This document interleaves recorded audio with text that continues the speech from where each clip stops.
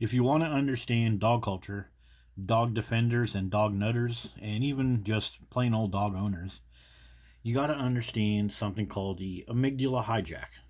You got to look at these brains of these people because they are mentally ill at some level. So, the amygdala hijack, what's up with that? Amygdala hijack is an emotional response that is immediate, overwhelming, and out of measure with the actual stimulus because it's triggered a much more significant emotional threat. So that's dog owners.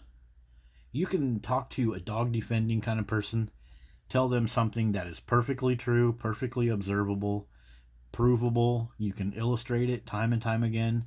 You can speak to that dog owner very tactfully, very straightforward, and they will go into emotional threat mode with you. They'll be ready to fight you. They'll be ready to get you fired from your job as a church leader, as a police officer, as a member of a Facebook group. They'll want you deleted from whatever platform that you have. They'll want your comments removed. They will threaten you up to the point of even death threats. If you're in the dog culture critic group of people, you've probably seen that before. I've seen that in my messages on YouTube a few times. So what is up with this amygdala hijack? Why does this happen? Well, see, this part of the brain right here, it's like the base core animalistic part of reacting to stuff. Part of it is your fight or flight. So you can control this and modulate this, but you need to have good connection to the rest of your body in your brain, because that's where you control your emotions through your executive function, your intelligence, being able to access your memories properly instead of just access a bunch of propaganda and stuff that's been fed to your brain. You know, you have these negative emotions that are connected to something, and all of a sudden, as a dog owner, why are you so fearful? Why are you so upset? Has anything that's been said that's the truth about dogs actually hurt you? No, it doesn't. And it doesn't even hurt your dog. Your dog's over there licking out feces particles from its butt, waiting for you to go give it a kiss. The truth speaking that comes from the dog culture critics, there is no risk to you. The only risk is that the truth might be exposed. Notice that part of this is your adrenal glands. So I've mentioned adrenal glands before in my other videos. Your adrenal glands need B vitamins to work properly, to modulate your stress.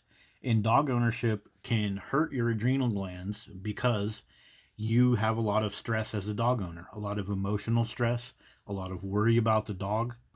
All these dog owners that are off at work, they're very worried. They got to get home. The toaster might be flipped over. The couch might be chewed on.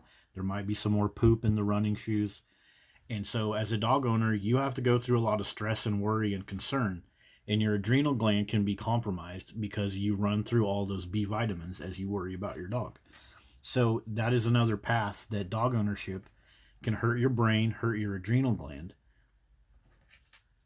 And so doesn't this make sense? Doesn't this start to add up when we see the way that dog defenders work? Notice it says that the amygdala hijack has 3 signs. And one of the things is when you realize all of a sudden that your reaction was inappropriate. So you'll notice that with dog defenders too. They realized, they freaked out, they said something, they said a death threat because you mentioned the truth about dogs or something like that. They got very threatening and defensive, and then they realize it. Then they have to cover it up. Then what will the dog owner typically do? They'll start blaming you with platitudes, logical fallacies. Oh, you must be an animal hater. Oh, you said something wrong. Oh, you threatened my dog. A lot of times, dog defenders will just fly off the handle, say something absolutely ridiculous and stupid. They'll realize that they said it. They'll realize it was inappropriate, but then they'll go into this blaming mode, which is kind of back to the flight or fight situation. So this amygdala hijack, it kind of like rolls downhill and gets bigger. So I mentioned before how dog owners kind of become like their dogs. They kind of lose this empathy and emotional control. Their prefrontal lobe has less and less of a role in everything that they do. They're just like reactive. They're not proactive in their lifestyle. They're not clean. They worry about their dog more than they worry about themselves. And it's this amygdala automatically detects danger. Well, have you noticed that most dogs are also in this amygdala hijack situation? Dogs themselves will react defensively, fighting, biting, killing their owners, other dogs, and this doesn't just this crazy detection of danger that's over the top and unreal. This isn't just like between somebody that likes dogs and doesn't like dogs. If you go look at what happens in dog parks, in dog shelters, in dog care facilities, these dogs are freaking out and killing people that care for them. These dogs will freak out over something getting delivered to the house. Like, since when do you call that danger where you need to freak out? Like huskies and pit bulls that kill infants when the parents turn their head. They say, oh, that's from fear. Well, there is an element of fear going on here. These dogs do get quote unquote scared, but their emotional response, they have no modulation of it. And part of it is they detect danger. It's like you walk by a house and there's a dog out there. The thing will bark at you forever. And part of it is this dumb, stupid almond part of the brain. It's not connecting out here to any type of memories or prefrontal lobe. And so, yeah, the dog is going to go into fight or flight. And what mode do dogs go into first? Fight. And that's why they bite you, kill you, scratch you, tear up holes all over your house. Like, dogs are pack animals for one thing, and for them to form memories so they don't go into this amygdala hijack, they need to be around other dogs that discipline them a little bit with violence, as pack animals do.